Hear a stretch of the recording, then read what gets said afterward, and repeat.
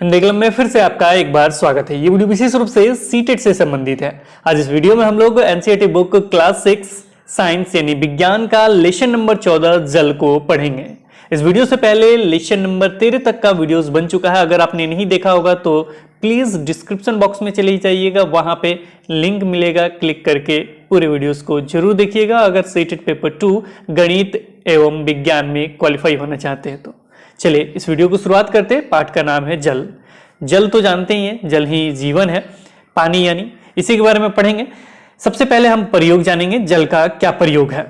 जल का प्रयोग, एक परिवार जल का प्रयोग खाना पकाना, कपड़े धोना, बर्तन साफ करना और स्नान करना जैसे कार्य करते हैं। या कुछ भी याद करने की जरूरत नहीं है, मेनली इसी के लिए उपयोग करते हैं। जैसे खाना बनाना हो तब इस्तेमाल करते हैं जल का, कपड़े धोना हो, बर्तन साफ करना हो और स्नान करना हो तो ऐसे कार्यों के लिए जल का हम लोग उपयोग करते हैं। इस प्रकार के क्रियाकलाप के अतिरिक्त गेहूं, चावल, दालें, सब्जियां तथा अन्य बहुत सी खाने की वस्तुओं को उगाने के लिए जल की आवश्यकता होती है।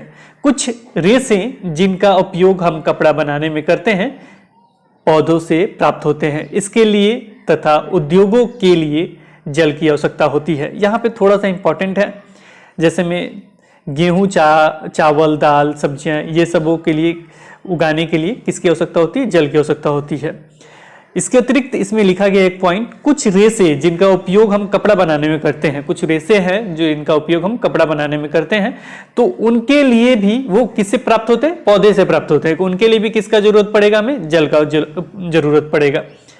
इसके अतिरिक्त उद्योगों के लिए भी जल की आवश्यकता होती है। जो भी उद्योग आप देखते हैं उसमें भी जल की आवश्यकता होती है।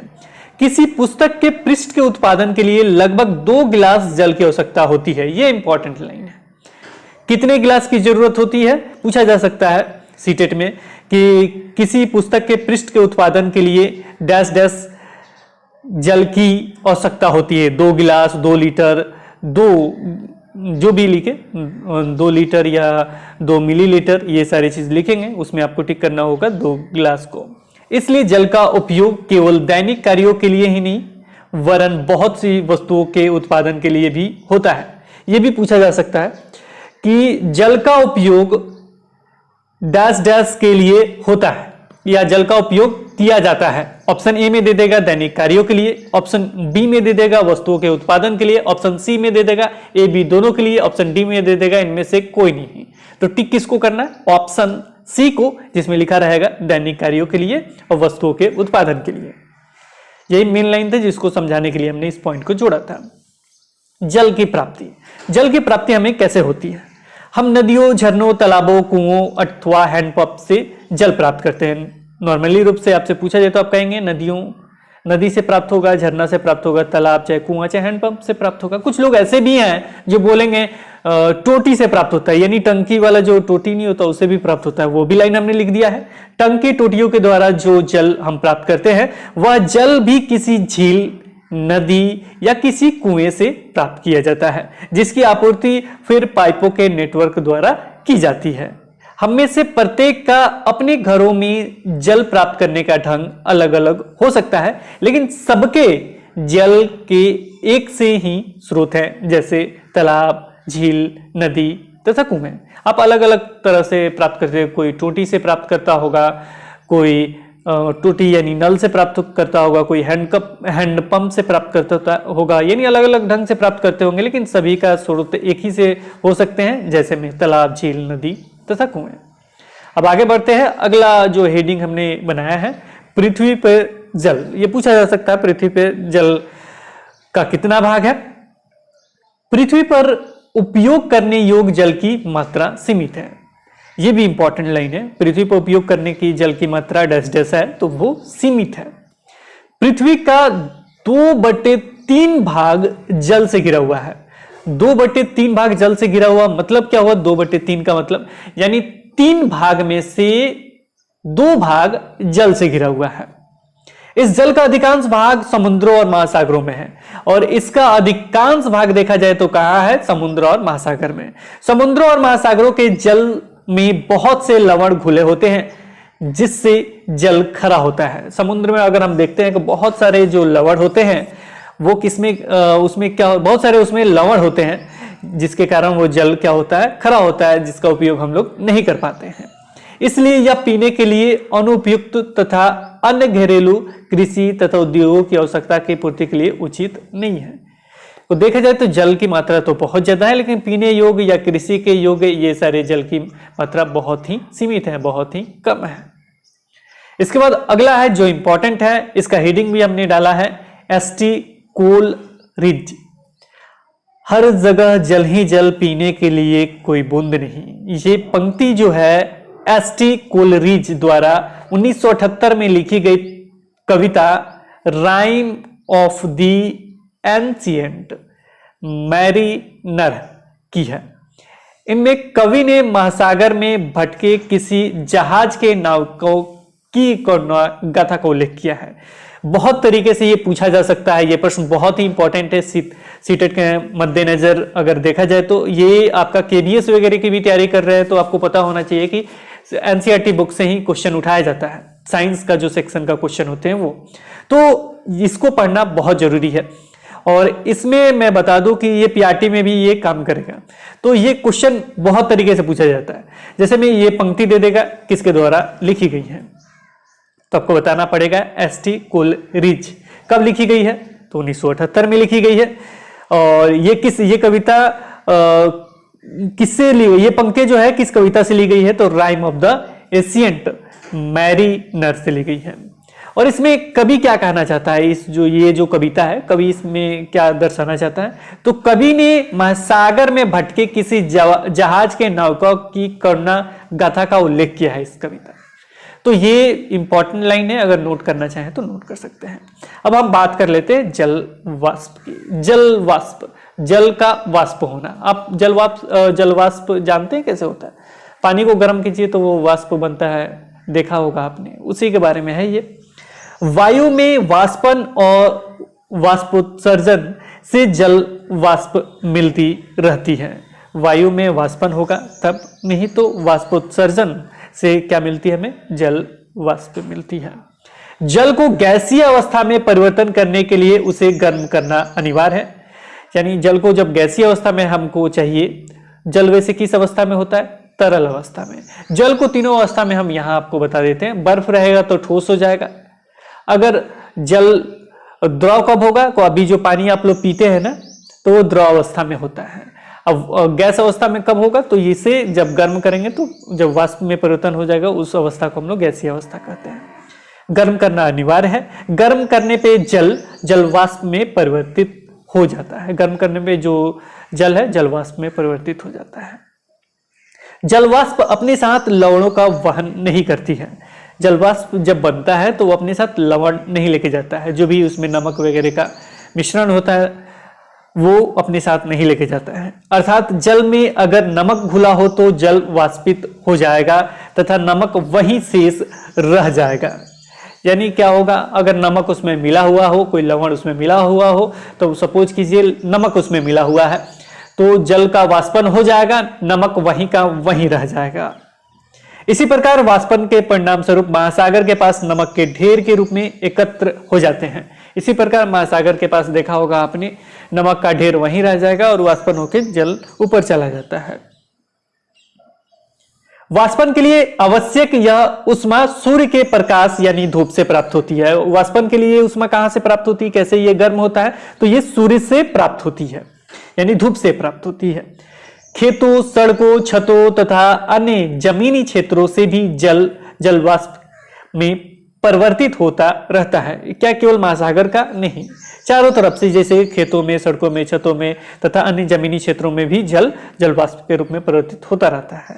जल वाष्प वायु का एक भाग बन जाती है जिसे प्रायः देखा नहीं जा सकता। यह भी इंपॉर्टेंट लाइन है, जिसे देखा नहीं जा सकता। जल वाष्प जो होती है वायु का एक भाग बन जाती है, बहुत इंपॉर्टेंट है, नोट कर लीजिएगा, नोट करना चाहे तो। जल वाष्प जो होती है वायु का एक भाग बन जाती है जिसे प्रायः देखा नहीं जा सकता। छाया वाले स्थान पे वाष्पन, छाया वाले स्थान पे क्या वाष्पन होता है, छाया पे भी वाष्पन होता है जहां छाया स्थान होता है। चलिए इसके बारे में जान लेते हैं। छाया वाले स्थान पर रखी हुई प्लेट से भी जल विलुप्त होता है। आपने देखा होगा कि छाया स्थान पे भी अगर जल रख दिया जाए तो वहां पे भी धीरे धीरे शाम तक पानी गायब हो जाता है। यद्यपि इसमें अधिक समय लगता है। ऐसा इसलिए होता है क्योंकि दिन के समय हमारे चारों ओर की वायु गर्म हो जाती है। दिन के समय जब धूप निकलेगा तो चारों तरफ की वायु गर्म हो जाती है। गर्म वायु छाया में रखे जल को वाष्पित करने के लिए ऊष्मा प्रदान करती है। और क्या होगा, ऊष्मा कौन प्रदान करेगा? गर्म वायु छाया में रखे जल को वाष्पित करने के लिए ऊष्मा प्रदान करती है। इस प्रकार जल के सभी खुले पृष्ठों से वाष्पन की क्रिया होती रहती है। इसके फलस्वरूप वायु में जल वाष्प निरंतर मिलती जाती है। जिसके फलस्वरूप क्या होता है, वायु में जल वाष्प जो होता है निरंतर मिलती जाती है। तथापि जल का वाष्पन एक धीमी प्रक्रिया है। यह भी पूछा जा सकता है जो जल का वाष्पन है किस प्रकार की प्रक्रिया है, तो ये एक धीमी प्रक्रिया है। तेज प्रक्रिया, धीमी प्रक्रिया, दोनों तरह की प्रक्रिया है, कभी धीमी कभी तेजी। तो ये सारे ऑप्शन देगा, उसमें आपको टिक करना होगा धीमी प्रक्रिया को। यही कारण है कि जल से भरी किसी बाल्टी से जल की इस क्षति को हम बहुत कम देख पाते हैं। यही कारण है कि जल से भरी जो कोई बाल्टी होती है इसमें क्षति बहुत धीमे तरीके से देखेंगे, धीरे धीरे उसमें कम हो रहा है, जिसको हम आसानी से देख नहीं पाते हैं। सूर्य के प्रकाश में वाष्पन तेजी से होता है। सूर्य के प्रकाश में क्या होता है, वाष्पन तेजी से होता है। जल को किसी बर्नर पर गर्म करने पर वाष्पन और अधिक तेजी से होता है। अब जल को कहीं पानी पे बर्नर पे रख दें, वहां गर्म करने का, वहां पे वाष्पन और तेजी से होगा। अब हम पढ़ते हैं पौधों में वाष्पोत्सर्जन। अभी तो आपको हमने स्टार्टिंग में बताया था जल वाष्प कैसे तैयार होता है। एक तो वाष्पन द्वारा होता है धूप से उसे, दूसरा हमने प्रक्रिया बताया था वाष्पोत्सर्जन का। तो ये कैसे होता है, पौधों में होता है। ये पौधों को वृद्धि के लिए जल की आवश्यकता होती है। पौधों को वृद्धि के लिए किसकी आवश्यकता होती है, तो जल की आवश्यकता होती है। इस जल की कुछ मात्रा का उपयोग अपना भोजन बनाने में करते हैं।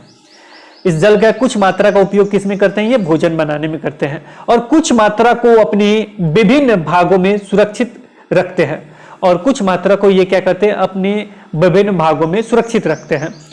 पौधे इस जल का शेष भाग वाष्पोत्सर्जन प्रक्रम द्वारा जल वाष्प के रूप में वायु में मुक्त कर देते हैं।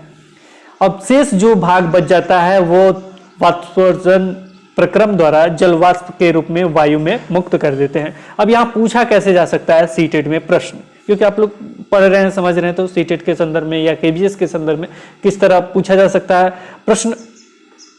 तो ये पूछा जा सकता है कि जो पौधे हैं जल का उपयोग करते हैं या डैश डैश करते हैं, किस में करते हैं, तो वहां 3 ऑप्शन दे देगा।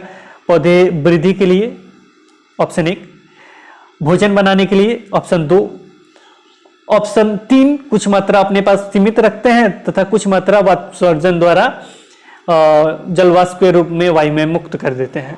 क्यों? और चौथा ऑप्शन इनमें से सभी। तो आपको टिक किस में करना होगा, इनमें से सभी को। कोई ये थोड़ा सा कंफ्यूजन वाला लेके आएंगे ताकि आप फंस जाएं इसमें और गलती कर दें। तो इस तरीके से आप अपना टिक कर सकते हैं, आंसर सही कर सकते हैं। अब आगे बढ़ते हैं। पत्तियों से वाष्पोत्सर्जन भी होता है। पत्तियों से वाष्पोत्सर्जन भी होता है। ये क्यों पॉइंट लिखा है हमने, क्योंकि ये चीज वहां दर्शाया गया था। इसके अतिरिक्त देखा जाए तो तना द्वारा भी वाष्पोत्सर्जन होता है, लेकिन पत्तियों का जिक्र है इसलिए हमने इसको डाल दिया है। 1 किलोग्राम गेहूं देने वाले गेहूं के पौधे से वाष्पोत्सर्जन द्वारा लगभग 500 लीटर पानी की जरूरत पड़ती है, जो कि अनुमानतः बड़े आकार की 25 बाल्टियों से भरे जल के बराबर है। बहुत इंपॉर्टेंट लाइन है, नोट करना चाहिए आपको। 500 लीटर की जरूरत होती है। गेहूं के पौधे से वाष्पोत्सर्जन द्वारा लगभग 500 लीटर की पानी की जरूरत होती है। 1 किलोग्राम गेहूं देने वाले गेहूं के पौधे से 1 किलोग्राम मात्र गेहूं देने वाले गेहूं के पौधे से वाष्पोत्सर्जन कितना लीटर लगभग चाहिए पानी की आवश्यकता है, उससे 500 लीटर की। और ये अनुमानतः बड़े आकार की 25 बाल्टियों से भरे जल के बराबर है। तो ये इंपॉर्टेंट लाइन था जिसे आपको नोट करना चाहिए। चलिए आगे बढ़ते हैं। वायु में जल। वायु में जल वाष्पन तथा संघनन के प्रक्रमों द्वारा प्रवेश करता है। उदाहरण, बर्फ युक्त जल से भरे गिलास की बाहरी सतह बाहर की हवा को ठंडा कर देती है। बाहर की हवा को क्या करती है, ठंडा कर देती है। और जल वाष्प गिलास की सतह पर संघनित हो जाती है। जैसे पिक्चर में आपने देखा होगा, अगर एक ग्लास ले लें, उसमें बर्फ युक्त जल डाल दें जैसे इसमें डाला गया है, तो आप देखेंगे कि बाहर की ये हवा को ठंडा करेगा, सतह बाहर की हवा को ठंडा कर देता है और उसमें छोटे छोटे बूंदे आ जाते हैं। इसमें लिखा भी गया है बर्फ एवं जल से भरे गिलास के बाहरी पृष्ठ पर प्रकट जल की बूंदे। आपने देखा होगा बाहर ये बूंदे दिखाई देती है, तो ये सतह पर संघनित हो जाती है, सतह पे क्या हो जाती है, संघनित हो जाती है। ये किसके फलस्वरूप होता है कि संघनन के। अब आगे बढ़ते हैं और अगला पॉइंट देखते हैं, ओस। ओस आप जानते हैं जब शीत ऋतु का मौसम हो या सर्दियों का मौसम होगा तो आपने देखा होगा बाहर जो पत्तियां हैं चाहे कहीं भी, वहां पे छोटे छोटे बूंदे शीत के आपको दिखाई देंगे थोड़ा। उस पे कहा भी जाता है कि आप अगर खाली पैर शीत पे चलें तो आपकी आंखों की रोशनी बढ़ती भी है। तो ये चीज इसमें नहीं लिखा गया, ये हमने बता दिया ताकि आप प्रयोग करेंगे तो शायद आपको फायदा होगा। ओस, उसी को हम लोग ओस के नाम से जानते हैं। सर्दियों में प्रातः काल घास की पत्तियों पर ओस की बूंदे या कभी शीत ऋतु में प्रातः काल पत्तियों या धातु के पृष्ठों जैसे लोहे की ग्रिल तथा दरवाजे पर इसी प्रकार की ओस की बूंदे देखी होंगी। यह भी किसके कारण है कि ये संघनन के कारण है। कोहरा, कोहरा कब आपने देखा होगा, जाड़े के मौसम में, अभी तो खत्म हुआ है, तो जाड़े के मौसम में आपने देखा होगा कोहरा, यानी धुएं जैसा होता है, सुबह सुबह मॉर्निंग में दिख जाएगा आपको, उसमें बाइक वगैरह चलाना मुश्किल हो जाता है। चलिए इसे भी देख लेते हैं। सर्दियों में प्रातःकाल धरती के पास कोहरा देखा होगा, यह भी ठंडी धरती के पास जलवाष्प का संघनन है। उसमें ठंडी धरती के पास जलवाष्प का ये क्या है, संघनन है। अब हम चलिए आपको सिखाते हैं बादल बनाना। बादल कैसे बनाते हैं, चलिए आज बनाते हैं बादल को। जल को पृथ्वी के पृष्ठ पर पुनः वापस लाने में संघनन प्रक्रम की एक महत्वपूर्ण भूमिका है। अब जल, मान लीजिए कि हमने जलवाष्प कर दिया, सारा पानी चला गया आसमान में चला गया, अब वहां से नीचे भी तो लेके आना होगा। तो ये कौन सा प्रक्रम के द्वारा आता है, तो ये संघनन द्वारा आता है। जैसे जैसे हम पृथ्वी के पृष्ठ से ऊपर जाते हैं, यानी जैसे जैसे पृथ्वी के पृष्ठ से ऊपर जाएंगे, यानी आकाश की तरफ जाएंगे, ताप कम होता जाता है। जैसे जैसे वायु ऊपर उठती है ठंडी होती जाती है। अब जैसे जैसे वायु ऊपर उठेगी तो क्या होगा, ऊपर जाने पे ये ठंडी होती जाती है। पर्याप्त ऊंचाई पर वायु इतनी ठंडी हो जाती है कि इसमें उपस्थित जल वाष्प संघनित होकर छोटी छोटी जल की बूंदों, जिन्हें जल कणिका कहते हैं, में परिवर्तित हो जाती है। एक तो आपको पॉइंट नोट करना चाहिए, जल कणिका किसे कहते हैं। उपस्थित जो जलवाष्प है वायु में, तो वो संघनित होकर छोटी छोटी जल की बूंदों में तब्दील हो जाती है, परिवर्तित हो जाती है, जिन्हें हम जल कणिका कहते हैं, यानी जल का कण कहते हैं। अब यहाँ पे वायु के बारे में हमने आपको बताया था पहले कि वायु में क्या होता है, जलवाष्प उसमें मिश्रित हो जाती है और ये अदृश्य हो जाती है, और वही ऊपर जाता है वायु तो वो ठंडी हो जाती है। ठंडी होने के फलस्वरूप ये जल कणिका में परिवर्तित हो जाती है, यानी जल की छोटी छोटी बूंदों में तब्दील हो जाती है। ये ही छोटी जल कणिका है जो वायु में तैरती रहती है। अब ये वायु में तैरती रहती है, हमें बादलों के रूप में दिखाई देती है। और ये किस रूप में हमको दिखाई देती है, बादल के रूप में दिखाई देती है। बन गया बादल, इसी तरह बादल बनाया जा सकता है और हमें बादलों के रूप में दिखाई देती है। इस तरह से बनी हुई बहुत सी जल कणिकाएं आपस में मिलकर एक बड़े अमाप की जल की बूंदे बनती है, और बड़े अमाप की जल की बूंदे ये बनती है। इनमें से कुछ जल की बूंदे इतनी भारी हो जाती है कि वे नीचे गिरने लगती है, और इतनी भारी हो जाती है कि नीचे गिरने लगती है, जिसके फलस्वरूप हम कहते हैं कि बारिश हो रहा है। जिसके फलस्वरूप हम क्या कहते हैं कि वो बारिश हो रहा है, नीचे गिरने लगती है। इन गिरती हुई बूंदों को ही वर्षा कहते हैं, गिरती हुई बूंदों को ही वर्षा करते हैं। विशेष परिस्थितियों में यह ओले या हिम के रूप में भी गिर सकती है। विशेष परिस्थिति में क्या होता है, ओले या हिम के रूप में भी गिरती है। आपने कहा होगा कि बारिश हो रहा है और उसमें पत्थर भी पड़ रहा है, तो वो ओला या हिम का रूप है, उसी के रूप में वो गिरती रहती है। इस प्रकार वाष्पन तथा वाष्पोत्सर्जन द्वारा जल वायु में चला जाता है, बादल बनते हैं और वर्षा ओले तथा हिम के रूप में जल पर पुनः धरती पर वापस आता है। यानी जल वाष्प या ये मतलब वाष्पन तथा वाष्पोत्सर्जन द्वारा जल वायु में चला जाता है, फिर बादल बनते हैं और उसके बाद क्या होता है, वर्षा ओले तथा हिम के रूप में पूरा जल पर धरती पर वापस आते हैं। जल जो होता है धरती पे वापस आ जाता है। तो ये पूरा क्रम याद रखिएगा। अब उसके बाद जब धरती पे आया तो क्या ये पुनः महासागरों की ओर जाता है? जी हाँ, फिर से महासागरों की तरफ ये चला जाता है। कुछ भाग यहाँ धरती पे भी रहता है। चलिए हम देख लेते हैं क्या कुछ लिखा गया है। समस्त भूपृष्ठ महासागरों के तल से ऊंचे है। जितना भी समस्त पृथ्वी का भूपृष्ठ है महासागरों के तल से ये ऊंचे हैं। वर्षा तथा हिम के रूप में भूमि पर गिरा अधिकांश जल अंततः महासागरों में वापस चला जाता है। पर्वतों पे हिम पिघलकर जल बन जाती है। ये लाइन इंपॉर्टेंट है, नोट कर लीजिएगा। पर्वतों पे जो हिम होता है वो पिघलकर जल बन जाता है। यह जल पहाड़ों से पर्वत पे गिरा, फिर वो पहाड़ों से झरनों तथा नदियों के रूप में नीचे गिरता है। अब वो पहाड़ों से झरनों तथा नदियों के रूप में कहाँ गिरता है? नीचे गिरता है। कुछ जल जो वर्षा के रूप में भूमि पर गिरता है वह भी नदियों तथा झरनों के रूप में बह जाता है। कुछ जल जो होता है वर्षा के रूप में भूमि पर गिरता है वह भी नदियों तथा झरनों के रूप में बह जाता है। अधिकांश नदियां भूमि पर लंबी दूरी तय करती है। अधिकांश जो नदियां होते हैं भूमि पर लंबी दूरी तय करती है और अंततः किसी समुद्र या महासागर में गिर जाती है, और अंत में जाकर वो किसी समुद्र या महासागर में गिर जाती है, यानी मिल जाती है। तथापि कुछ नदियों का जल झीलों में बह जाता है, और कुछ नदियों का ये भी होता है कि वो झीलों में बह जाता है। वर्षा का जल भी झीलों तथा तालाबों को भर देता है। वर्षा का जल झीलों तथा तालाबों को भर देता है। यहाँ पे क्या इंपॉर्टेंट है, क्या सीटेट में पूछा जा सकता है? तो सीटेट में पूछा जा सकता है कि जो नदियां हैं भूमि पे डैश डैश दूरी तय करके ये महासागर, समुद्र या महासागर में मिल जाती है, तो वहां पे आपको लंबी दूरी टिक करना होगा।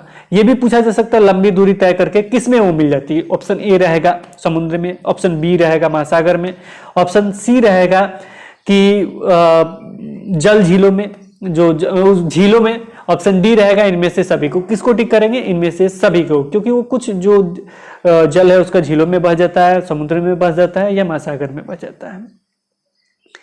अब आगे देखते हैं, अगला है भौम जल, भूमि का जल। भौम मीन्स क्या हो गया? भूमि, भूमि में जो जल जाके मिल जाए। वर्षा के जल का कुछ भाग भूमि द्वारा सोख लिया जाता है और मृदा में विलुप्त हुआ प्रतीत होता है। इस जल का कुछ भाग वाष्पन तथा वाष्पोत्सर्जन द्वारा वापस वायु में चला जाता है। शेष जल धीरे धीरे भूमि के नीचे रिसता रहता है। इस जल का अधिकांश भाग हमें भौम जल के रूप में उपलब्ध हो जाता है। देखिए, जब भूमि पे बहुत सारे जल गिरते हैं, वर्षा के जल के कुछ भाग भूमि द्वारा सोख लिए जाते हैं, उसके बाद मृदा में विलुप्त हुआ प्रतीत होता है, और ये लगता है कि ये मृदा मतलब मिट्टी में ये विलुप्त हो गया है।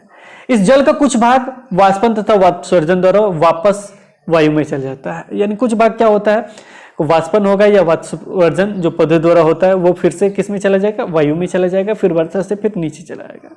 तो ये ऐसे होता है, वो तो नीचे चला जाता है। कुछ भाग जो बच जाता है धीरे धीरे भूमि के अंदर, धीरे धीरे यहाँ याद रखिएगा, धीरे धीरे नीचे रिश्ता हुआ रहता है और ये भौम जल के रूप में उपलब्ध हो जाता है, यानी भूमि के जल के रूप में उपलब्ध हो जाता है। कुओं का भरण भौम जल से ही होता है। कुओं का जो भरण होता है भौम जल से ही होता है। जो हैंडपंप वगैरह चलाते हैं, जो हैंडपंप होता है जिसे कल भी कुछ लोग कहते हैं, तो वो पानी किससे आता है? भौम जल के द्वारा ही आता है। कुछ झीलों का स्रोत भी भौम जल ही होता है। कुछ झीलों का स्रोत जो होता है भौम जल ही होता है। हैंडपंप या नलकूप से खींचा गया जल भौम जल से ही आता है। हैंडपंप हो या नलकूप से खींचा गया जल हो तो वो किससे आता है? वो आपका भौम जल से ही आता है। जिन क्षेत्रों में अधिक हैंडपंप या नलकूप उपयोग होते हैं वहां पर भौम जल प्राप्त करने के लिए हमें गहरी खुदाई की आवश्यकता होती है। ये कोई नॉर्मल सी बात है, याद करने की जरूरत नहीं है कि जहां क्षेत्रों में अधिक हैंडपंप लगा हो, नलकूप लगा हो, तो वहां पे आपको ज्यादा खुदाई करना पड़ेगा, क्योंकि वहां का स्तर तो सभी लोग उपयोग कर रहे हैं, तो उससे नीचे ही आपको जाना पड़ेगा, तभी आपको पानी मिल सकेगा। अब अगला देखते हैं। अगला लिखा गया है आपका वर्षा का जल। जहां भूमि पर वनस्पति बहुत कम है या बिल्कुल ही नहीं है वहां वर्षा का जल शीघ्र बह जाता है। यह पूछा जा सकने वाला सीटेट में प्रश्न है कि जहां पे वनस्पति बहुत कम है या बिल्कुल नहीं है वहां वर्षा का जल डैश डैश हो जाता है, चाहे वर्षा का जल डैश देके छोड़ देगा, तो वहां पे क्या लिखा जाएगा? तो शीघ्र बह जाता है, वहां रुका रहता है। ये सारे ऑप्शन रहेंगे तो वहां पे लिखना, टिक करना होगा आपको, शीघ्र बह जाता है। बहुत से ऐसे भी क्षेत्र है जहां पे अधिकांश जमीन कंक्रीट से ढकी रहती है। ऐसी भूमि में जल का रिसाव बहुत कम होता है। अब यह भी पूछा जा सकने वाला प्रश्न है कि जहां कंक्रीट रहेगा वहां पे जो जो वहां का जमीन है वहां पे भूमि में जल का रिसाव होगा, नहीं होगा, कम होगा, तो वहां पे आपको टिक करना होगा बहुत कम होता है, जिससे अंततः भौम जल की उपलब्धता प्रभावित हो जाती है। वर्षा का बहता जल अपने साथ मृदा के ऊपरी पृष्ठ को भी बहा ले जाता है, और जब वर्षा का जो जल है बहाव करेगा तो ऊपरी पृष्ठ को काट के लेते जाता है अपने साथ, यानी जो भूमि का ऊपरी पृष्ठ है सबसे ऊपर वाला उसको लेके चला जाता है। जल चक्र, इसे भी चलिए देख लेते हैं। भूमि की सतह पर वर्षा रूपी जल ओलों तथा हिम के रूप में महासागरों में पहुंच जाता है। ये तो हम पहले भी पढ़ चुके हैं कि भूमि के सतह पर वर्षा रूपी जल जो होता है ओलों तथा हिम के रूप में महासागरों में पहुंच जाता है। जल पृथ्वी की ऊपरी सतह से जलवाष्प के रूप में वायु में जाता है। जल जो है पृथ्वी की जो ऊपरी सतह होती है जलवाष्प के रूप में वायु में चला जाता है। वर्षा ओलों तथा हिम के रूप में वापस लौटता है, फिर वो वहां से वर्षा के रूप में लौटेगा या ओलों के रूप में या हिम के रूप में वो वहां से आसमान से वापस लौटता है, और अंत में वापस महासागरों में लौट जाता है। फिर अंत में फिर से जहां से आया था महासागर में वहां जाके मिल जाता है। जल के इस प्रकार चक्रण को जल चक्र कहते हैं। इस प्रकार के चक्रण को हम लोग क्या कहते हैं? जल चक्र कहते हैं। जल चक्र समझ में आ गया, यानी वो जल का पूरा चक्र पूरा करना, यानी हमें पहले वर्षा का जल मिला या हिम तथा ओलों के रूप में मिला, फिर वो जाके महासागर में मिल गया, फिर जलवाष्प हुआ और वो जाके फिर से कहाँ चला गया? वायु में मिल गया, वायु से आसमान में मिल गया, फिर वहां पे जलकणिका के रूप में बना, फिर वो जाके धरती में मिला, धरती पे आया वर्षा ओलों तथा हिम के रूप में, फिर जाके वो महासागर में मिल गया। इसको हम क्या कहते हैं? जल चक्र कहते हैं। समुद्र तथा भूमि के बीच यह जल चक्र एक निरंतर प्रक्रम है। समुद्र तथा भूमि के बीच में ये जल चक्र एक जो प्रक्रम है वो क्या है? वो एक निरंतर प्रक्रम है। यह भूमि पर जल की आपूर्ति बनाए रखता है। यह भूमि पर जल की आपूर्ति को क्या रखता है? बनाए रखता है। अब बाढ़ के बारे में जान लेते हैं। बाढ़ क्या होता है? वर्षा का जल अवधि तथा मात्रा विभिन्न स्थानों पर भिन्न भिन्न होता है। ये तो आप जानते ही होंगे कि वर्षा का जो जल होता है वो अवधि उसका यानी कब बारिश होगा तथा किस स्थान पे कैसा बारिश होगा, ये तो भिन्न स्थान पे अलग अलग सभी स्थानों पे होता है। संसार के कुछ भागों में पूरे वर्ष वर्षा होती रहती है। संसार के कुछ भाग में देखा जाए तो वहां पे हमेशा मेघालय साइड में आप जानते होंगे कि हमेशा वहां बारिश होता रहता है, जबकि ऐसे स्थान में है जहां वर्षा कुछ दिनों के लिए ही होती है। कुछ ऐसे भी स्थान मिल जाएंगे मात्र वर्षा कुछ ही दिनों के लिए होती है। हमारे देश में अधिकांश वर्षा मानसून के मौसम में होती है। अब वर्षा किस मौसम में होती है? कि मानसून के मौसम में होती है। बहुत सी फसलों का बोया जाना किस पे निर्भर करता है? इंपॉर्टेंट लाइन है, किस पे ये निर्भर करता है? तो ये निर्भर करता है आपके मानसून पे निर्भर करता है।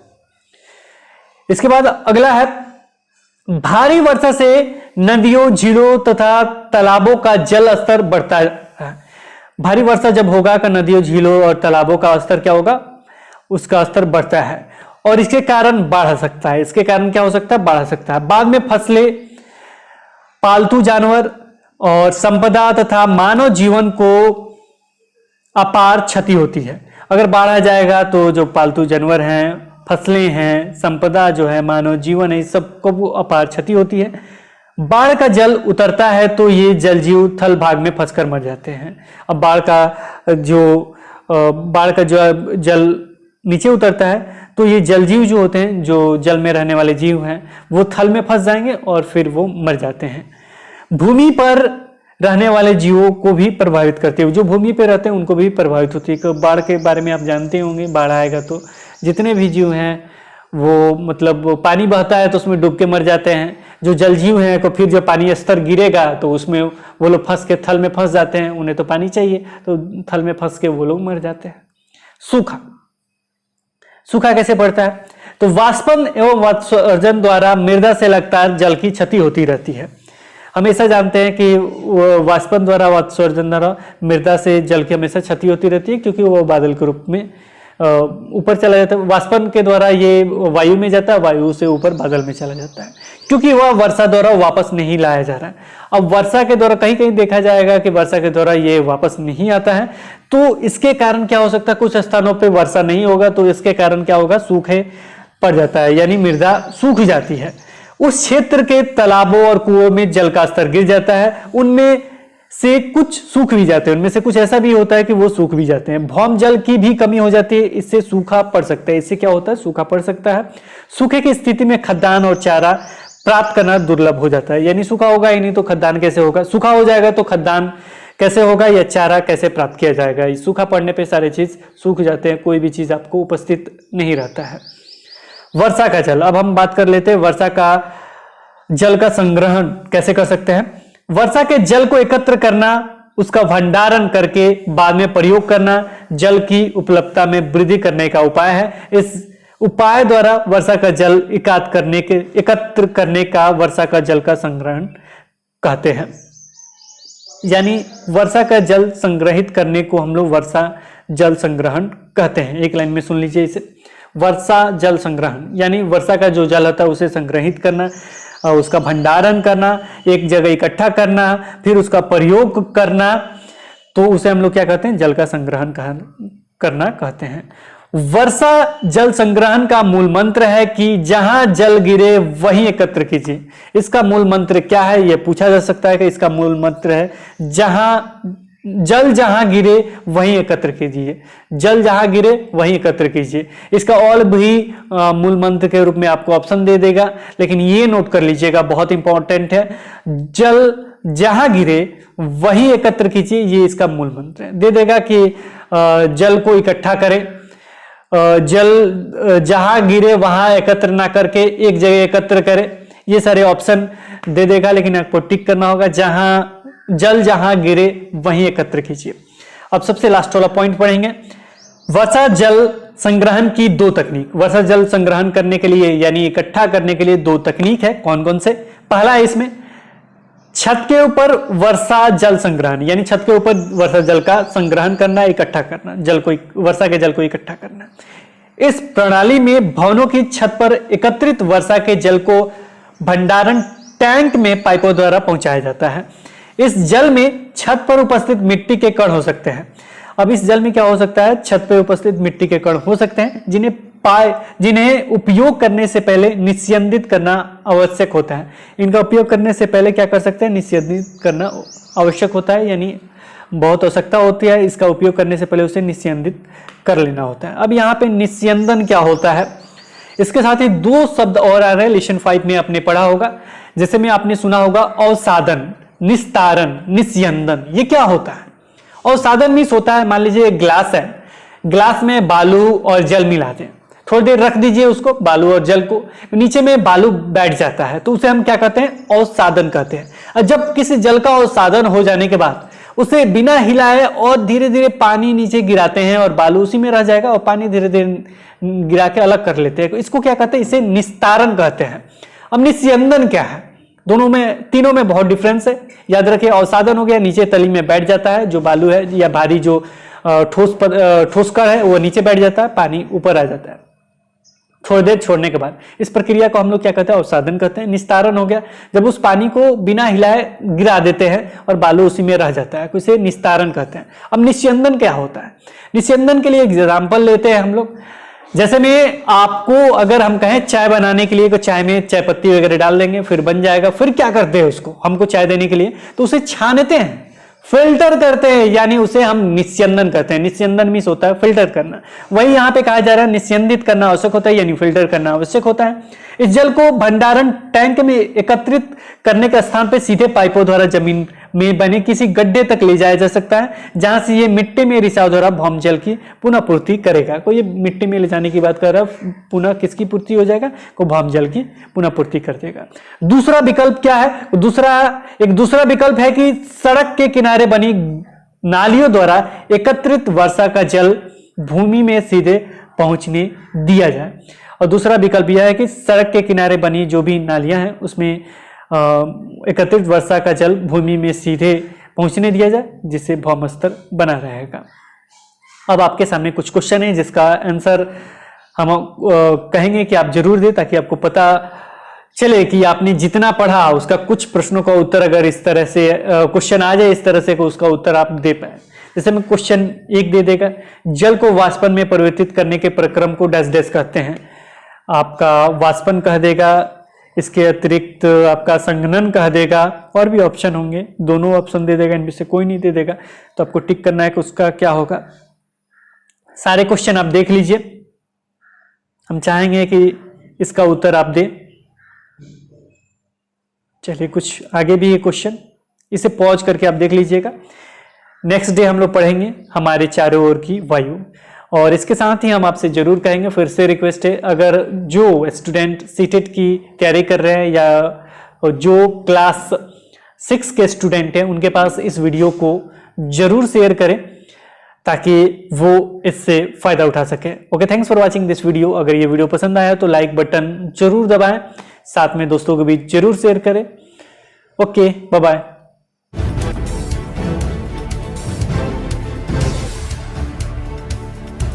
सब्सक्राइब कीजिए हिंदी क्लब को, दबाइए इस बेल आइकॉन को ताकि हमारा वीडियो आपको मिले सबसे पहले। शेयर करें अपने दोस्तों के साथ ताकि वो भी इसका लाभ उठा सके। ये सब बिल्कुल फ्री है।